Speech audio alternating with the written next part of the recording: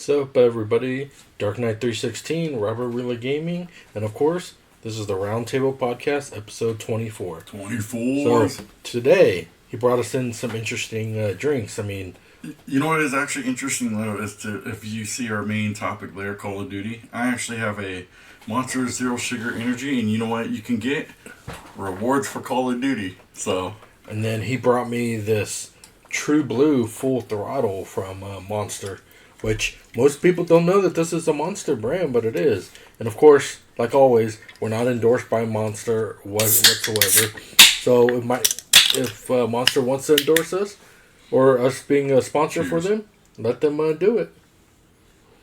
Give me a call. All right, so... Oh, that's nice and cold. I don't have my coaster. What are you playing? Basically, it's just Final Fantasy Tactics. We've both been playing Tactics? That. Oh my gosh.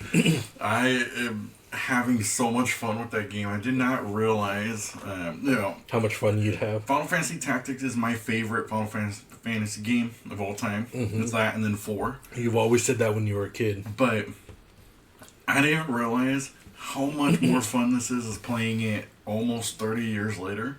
This game has been... I have not had a moment where I'm like, oh, can I get this game over with? I'm enjoying that I built up. So I'm in like halfway through chapter 2 and I'm at like level 95. Running with a Ramza monk. So that's what I'm doing. It's my favorite class. I think it's pretty awesome. Such a great game. I was reading some reviews on it and people were saying that like it scored really well for the remaster. So that's good news to hear. I mean, I'm enjoying the quality of life that they added to it, because having the voiceover so you can actually hear the names of the characters, not ones that you make up in your head because, they didn't have voiceovers back in the day. So when you're like, is that Delita? Or is it Delita? Mm-hmm. Is it whatever? It actually tells you on there. If it was Ramza or Ramza, like how some people were saying, like it actually does. My favorite is like Zolbag. Mm-hmm. Was it Zolbag or is it like Zolbog? Yeah. Or Dice Darg? Like not knowing. And some of it's like, I didn't remember the story. Yeah. Like I kind of remembered it, but not, not quite. I'll tell you what. I did not know that Ramza was the half brother. Yeah, and so, I did not know that even either. Though he's the youngest. I thought it was like the Tactics Ogre, where it was like they're adopted, they're not really, related so to I didn't think about that, but I didn't know that Alma is his sister, mm-hmm. but she's a half sister of Dice Darg and Zolbag. Yes. So I did not know that. But then I also did not remember though that like the war that they're fighting is all like when you're seeing Zolbag and all them do to trying to collect these Zodiac crystals. Basically, from what I didn't remember, and I saw it at the end of chapter 1, is this whole war between Ramza and Delita all started because Ramza's brother kills Delita's sister mm-hmm. and tries to kill him. If they didn't try to kill him on there, he would not have turned on Ramza and tried to kidnap the princess and everything on that.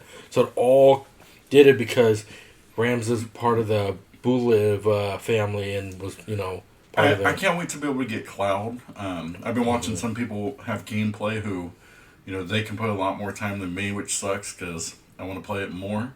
But yeah, like they were using Cloud, and I didn't know that some of the moves that Cloud has, like you can put status effects on them. Yeah, because they made it a little bit. They made it a little bit different because of the way that gameplay was. You couldn't really do limit breaks the way that is. Yeah. But such a fun I'm game, really liking this game there. I mean, I power grind so much in chapter 1 that I kind of got bored because I was like, because I kind of got bored because I did everything to get like their attack up and their health up, that I'm like, I didn't want to go switch it to like a magic user to make it all drop down.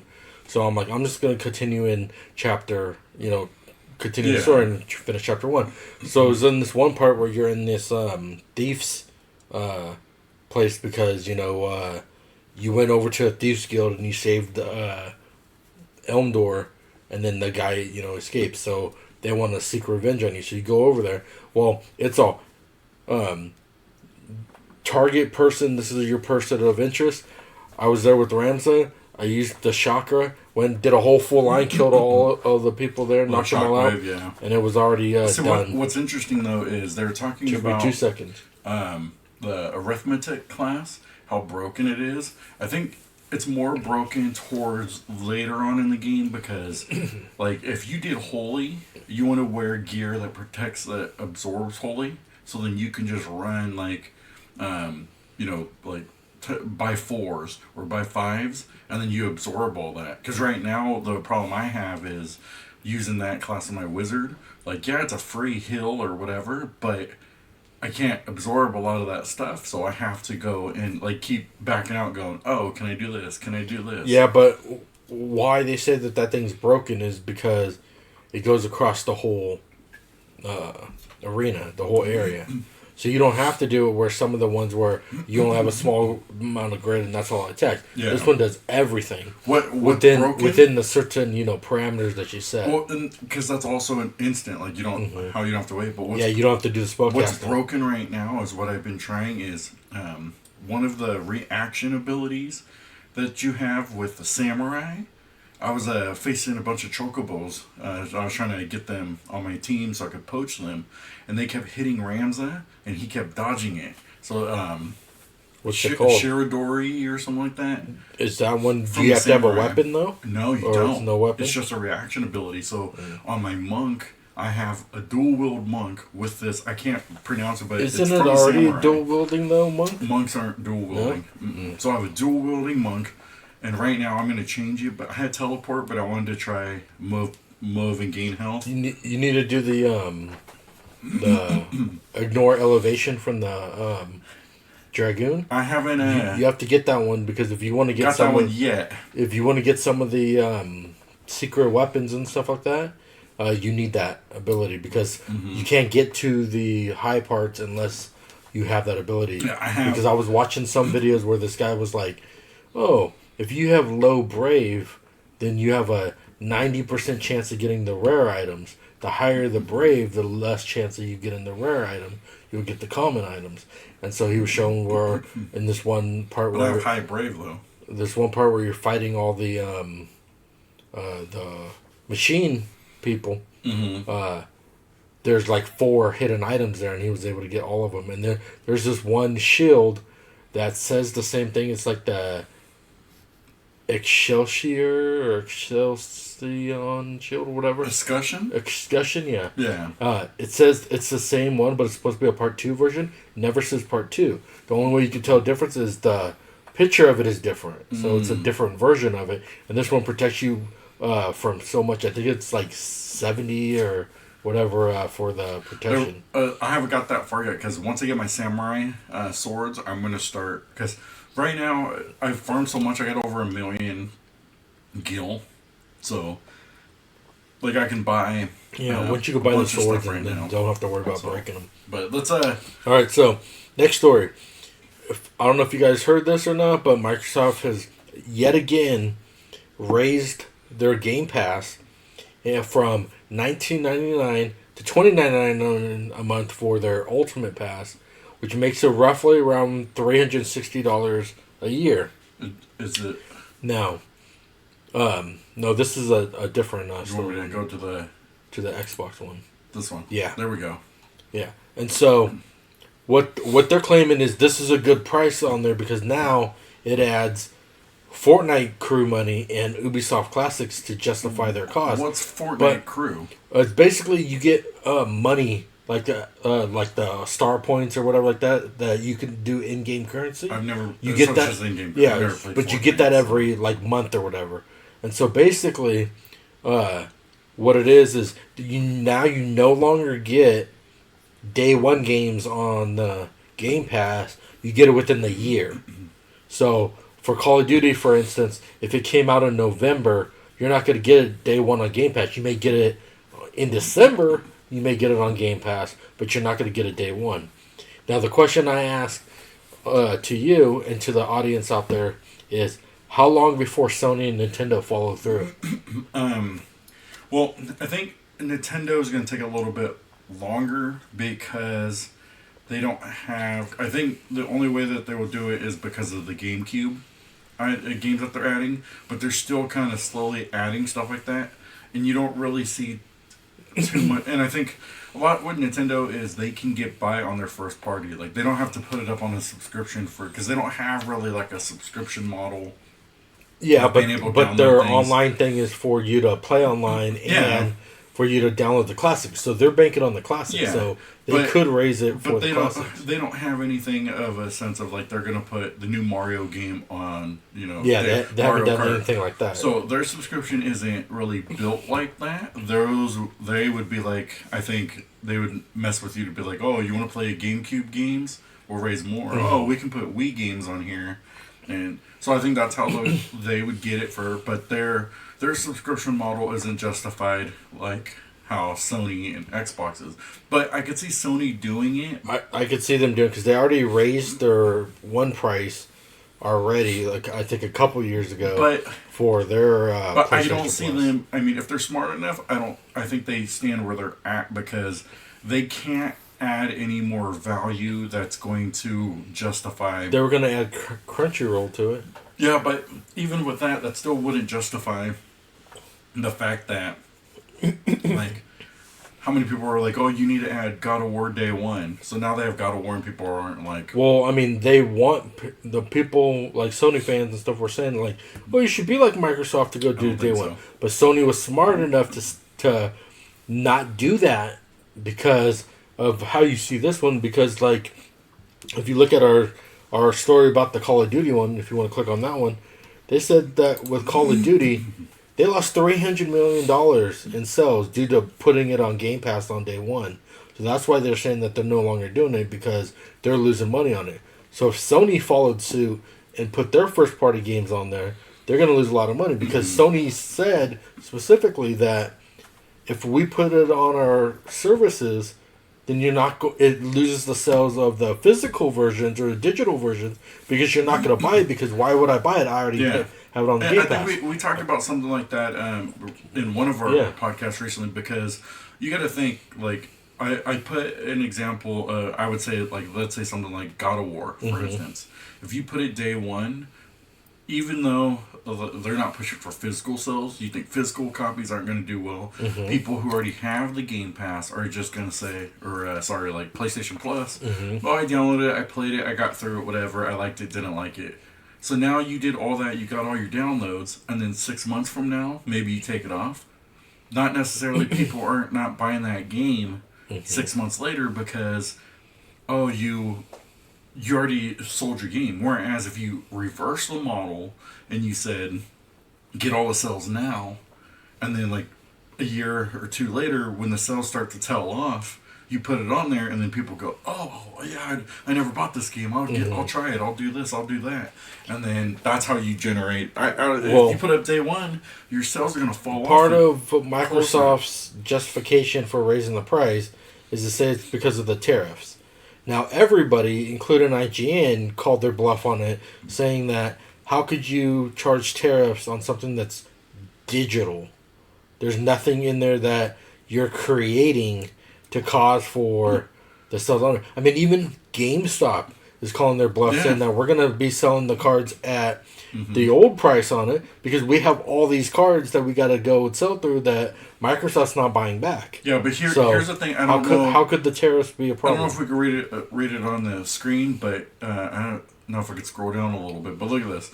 82% of all Black Ops 6 sales came from PlayStation consoles. Yeah. So you mean to tell me, we'll just say 20% only came from PC and Microsoft? Well, that's because before they bought Activision, because that's another problem with Microsoft, and that'll go into our next story, but before they bought Activision, it was basically like almost like day one on Sony, and then Microsoft got it there. So all that, like the special promotional stuff, all that was always first on PlayStation. That's why they always called out, oh, it's first on us, and then it's on everybody else. Look at this.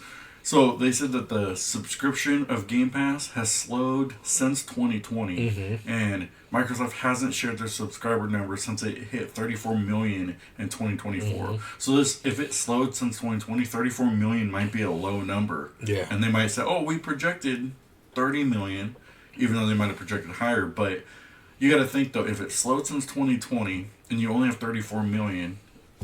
I'm curious to know what PlayStation has, and then you also got to think. But you see how you were saying before that Lena Khan, the ex-commissioner of the FTC, opposed it, saying that you're going to raise up prices and layoffs and all that stuff with the game developers, and they're like, "Oh no, it's not going to happen at all." Like, we're still going to keep all the games. What I think though is with the Game Pass, like you have a couple of groups of gamers. Like you have ones who are loyal to Xbox. Like I was saying, if PlayStation did it, I'd probably pay it because I'm loyal to PlayStation. Like that's my console of choice. I would probably play it because that's mainly my main console I play.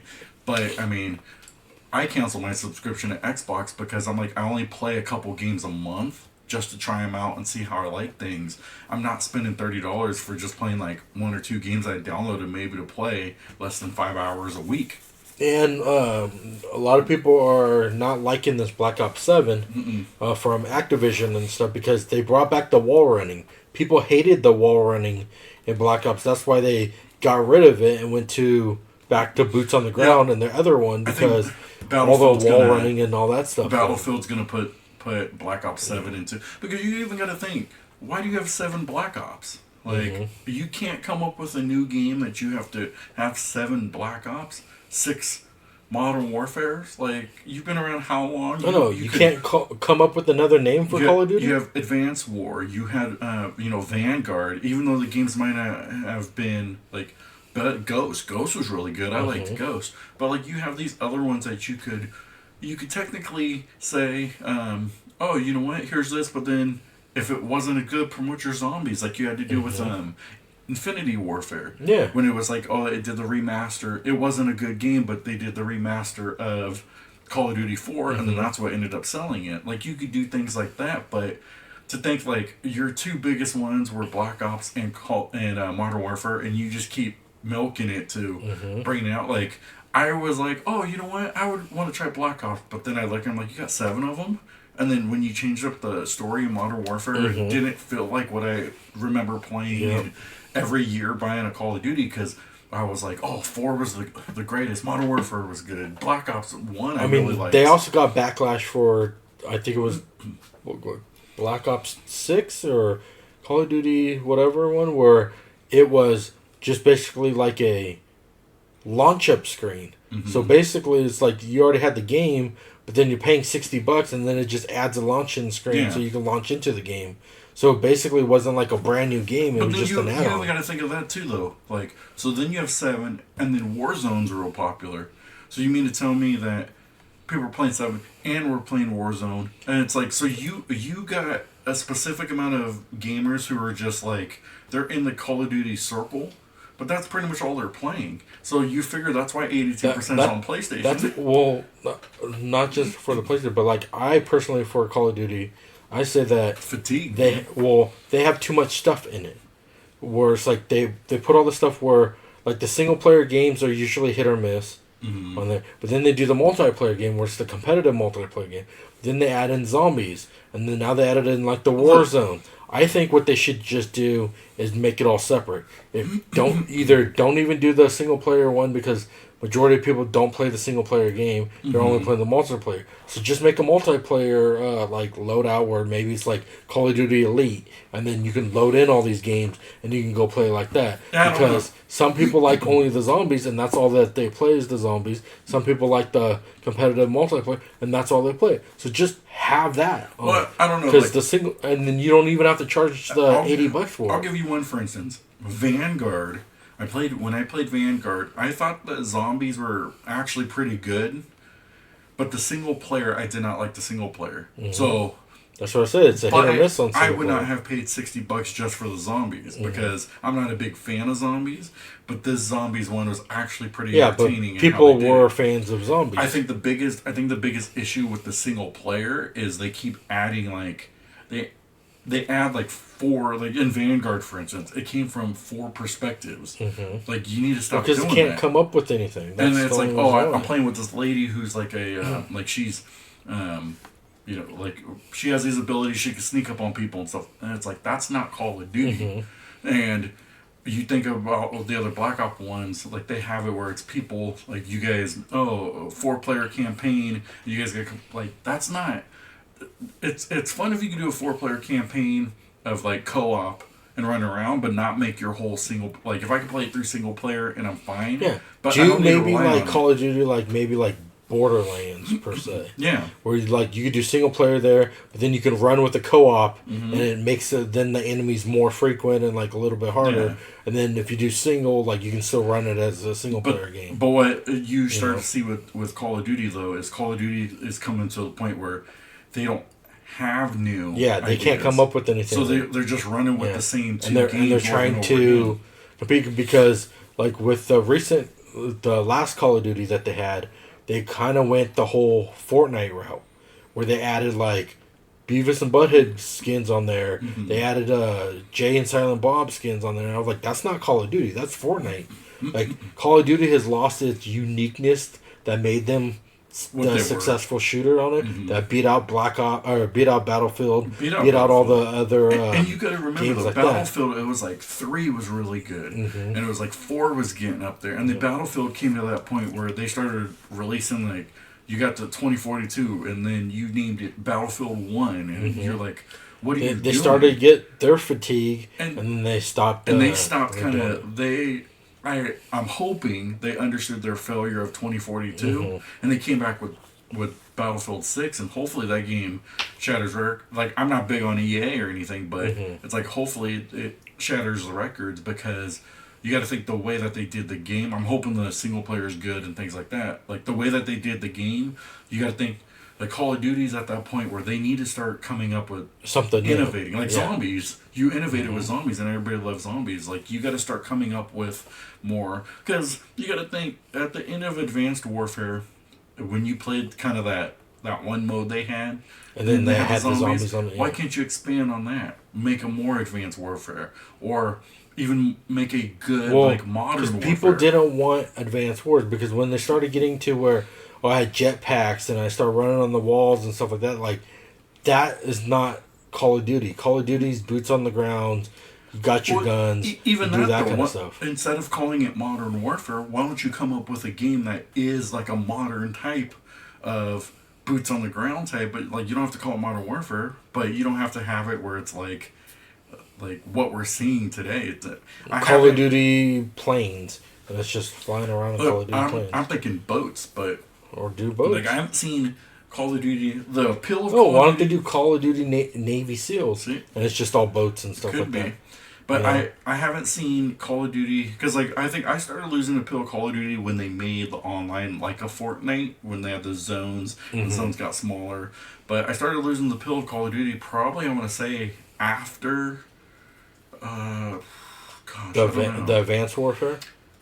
Maybe around that time, because I played the reboot Modern Warfare. I played that and I didn't like it anymore. And then I also played Vanguard, but it wasn't like the hype of me wanting to get it. I haven't bought one day one. Yeah. I've been buying them when they're all on sale. I think last time we bought day one was probably Infinity Warfare. So the gaming industry says that Microsoft is probably, within the next couple years or so, is going to go towards the way of Sega, which, if you didn't know, Sega used to be the big competitor against Nintendo, used to create their systems. Their last system, which in my opinion was ahead of its time, was the Dreamcast. And Dreamcast failed, and then Sega said, well, we'll make more money being a software developer than a hardware developer. And the way that Microsoft is going with they acquired all these IPs, and then they're making more money on Game Pass than they are coming out with their games physically.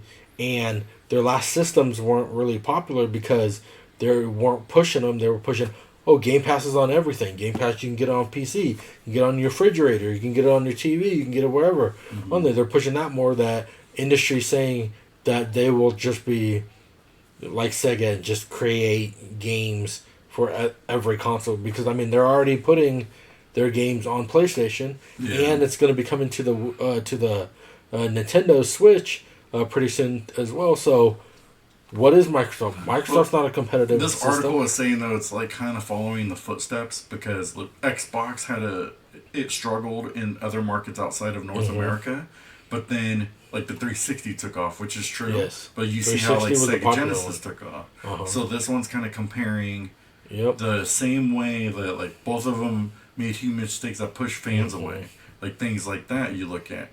Yep.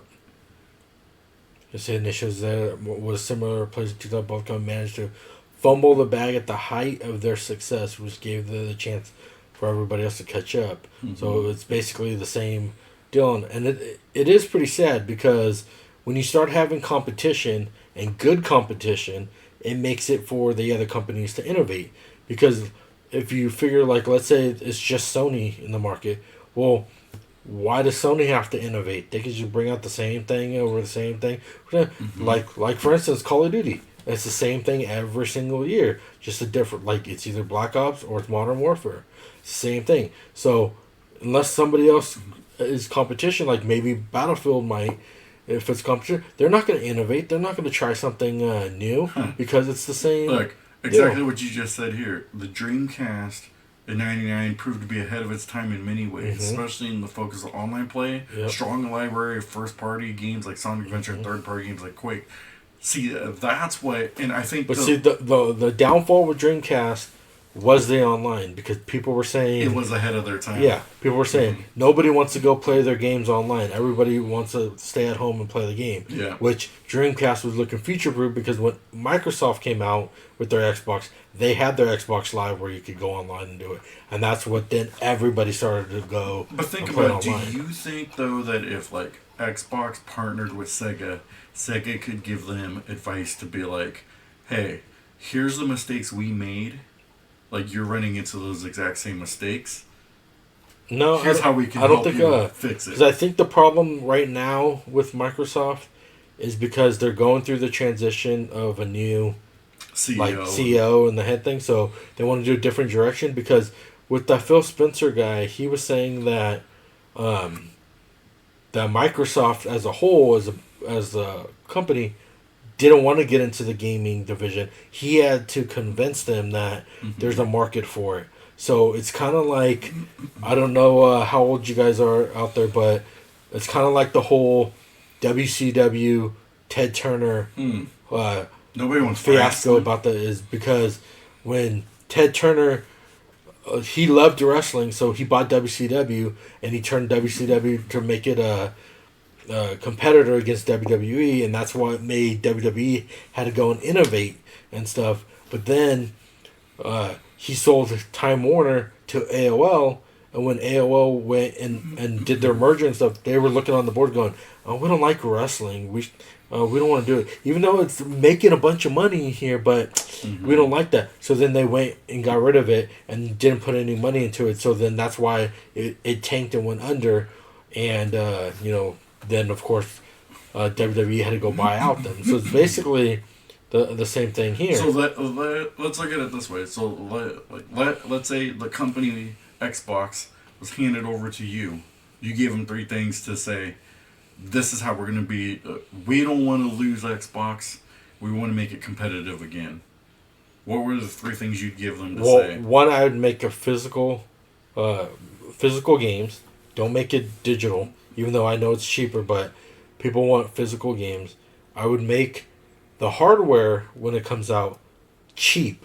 Like super cheap. Like maybe like, $300-$400 one. Don't be making no $900, $800 one there, because normal people cannot afford it. Most people will buy it and then just try to flip it, be greedy like that, not actually go and play it. So I'd make it a cheap system on it, and then I would also think about making it being free online again, like, because when PS3 was free online, most people were going towards PlayStation because they're like, oh, I can play the same game, but I don't have to pay for Game Pass or the Xbox Live, online to go play. So make it all free. You can make your money back on there by the accessories.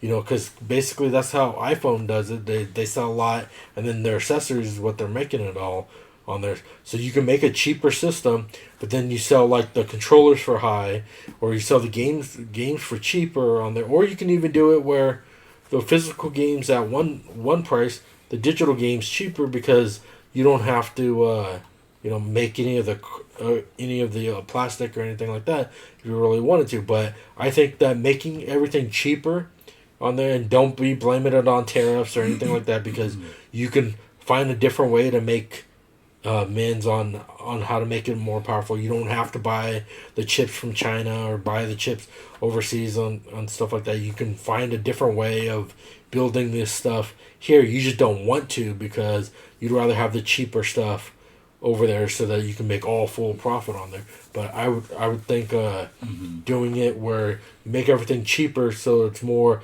appealing to people to go and buy your system on there. Because I kind of think of it like the whole thing between Madden and EA or EA Sports and 2K Sports, where it was like, I think it was like Madden 05 came out, and it wasn't really anything different from 04, but they were charging $50 at the time, and then 2K made their football game $20, and people were buying there like, oh, I'll give it a chance on this $20. If it sucks, like, I only paid $20 for it, and that game outbeat Madden so much that Madden was like, what are we gonna do? Okay, we're gonna buy the rights for the NFL so that we can only have it, because they lost so much on there that then 2K's next game bombed real bad because they couldn't use the likeness of the NFL. So I think of it something like that, where if you are the first ones to make it cheaper and everybody's appealing to your system, everybody else will go and follow suit for you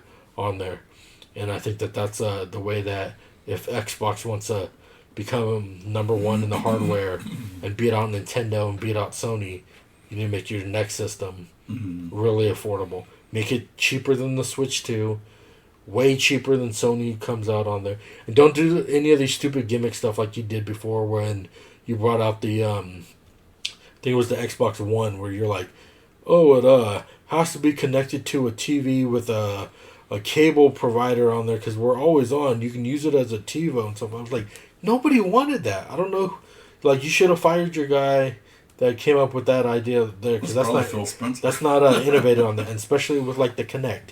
Just because Nintendo's doing it doesn't mean that you got to do it, because it's not always successful. That's where I think PlayStation fails. That's where they fail. They want to get into VR and things, but I'm like, you're not VR. Yeah. You're not. You were never built like that. With like the Move and the Kinect, like you don't see them pushing Move a lot anymore and things like that. Like, you aren't in that business. Nintendo and you just see with Sony, they're not pushing VR anymore. They're VR too. I haven't heard of any games that are coming out that says, oh, you can play it in VR. Because they already know it's dead. It's a tough market right now because you can't really... Like, VR was... When I tried it, it was making me sick. But you can't really figure out how to get the VR to move like you're actually just playing a game fast. Like if you were to play Call of Duty in VR, how could you... Yeah, because with that, if you made it all fast and stuff like that, most people will get motion sickness.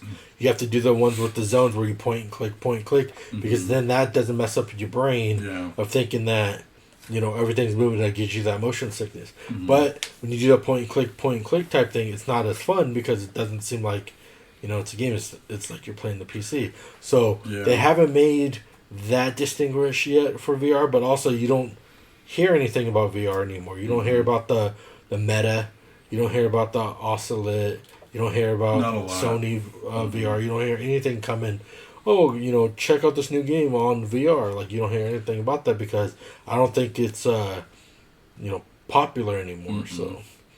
So our last story, I don't think you have the Chiron for that, but I don't think so. It's they said that, I don't know if you watched our video last week or heard about it last week, but EA went private, and so they're no longer publicly traded on the stock market. They're now a private company.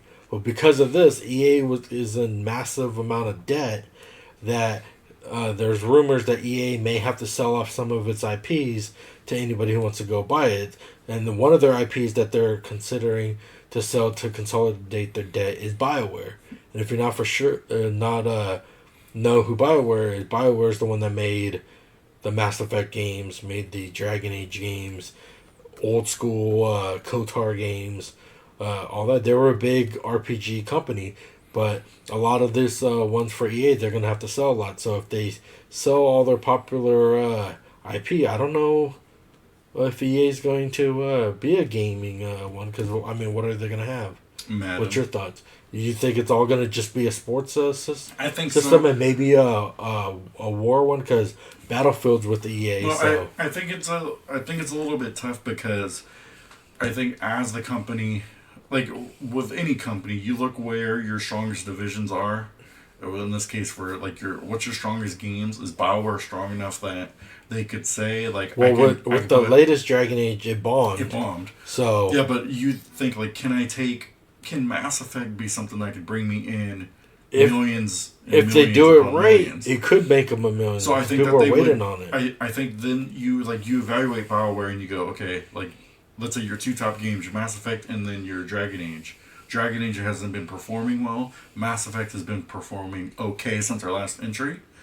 What do we do there? Do we sell it off? Because like can it possibly are we going to put in the resources to actually make it good? Are we going to put in the resources to actually like clean up a lot of the areas that fans did not like and make a game that like I think generally what you need to do is like you need to create, like for instance Mass Effect. Who was popular in there? Shepard.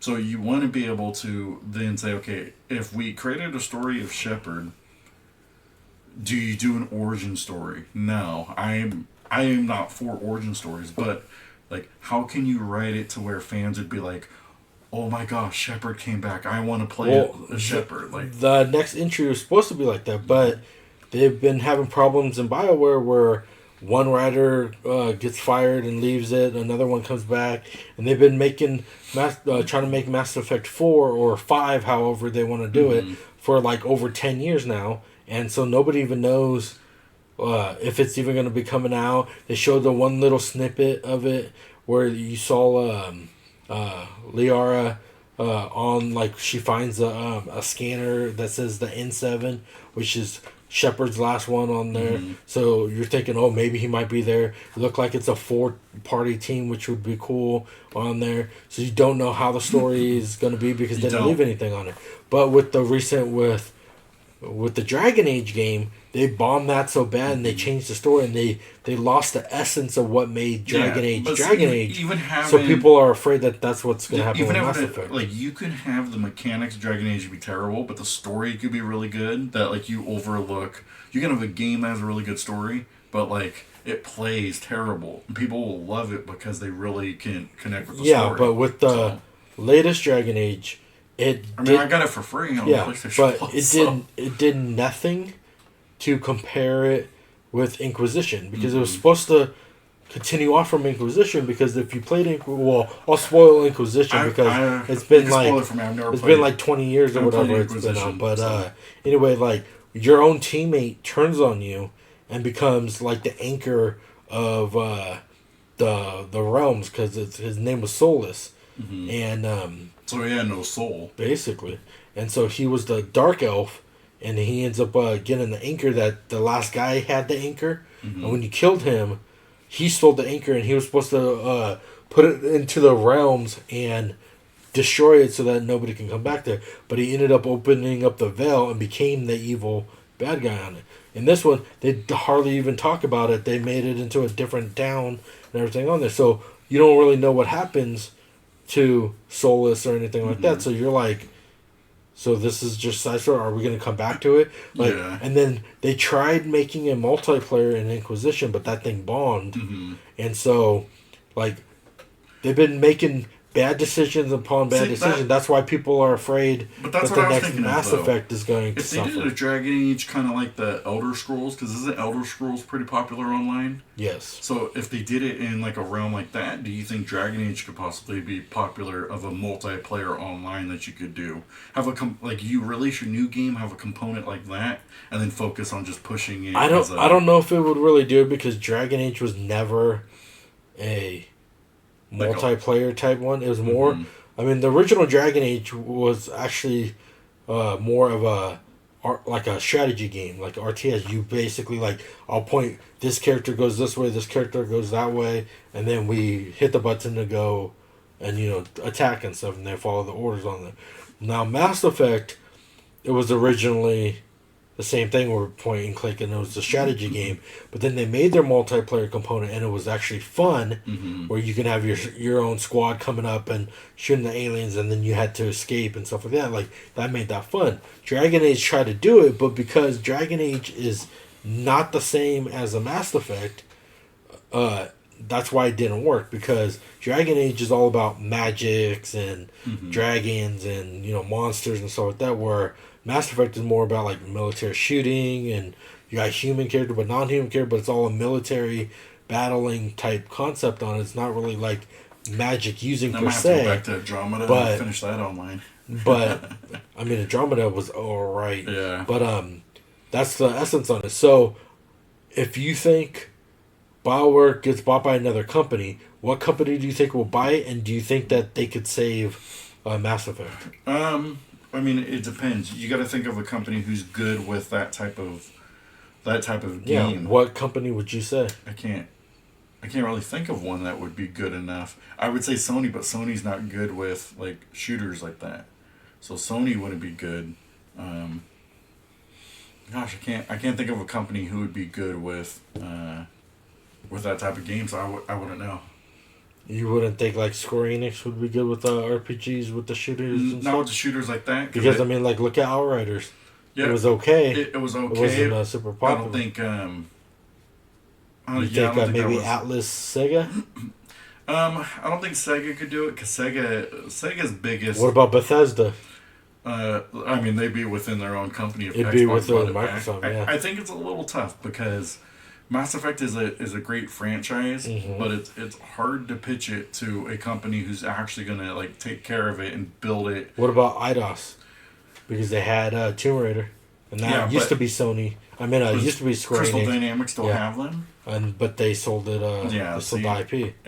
I think it's tough because back in the day you could be like, give this to Sony, give this to Xbox, and they would take care of it. But because they've ruined like the franchises so much, I don't know. I mean, I think it would be tough if BioWare got sold off, especially like because they make the Need for Speed, right? EA does, yes. So things. Because BioWare is mostly just RPGs.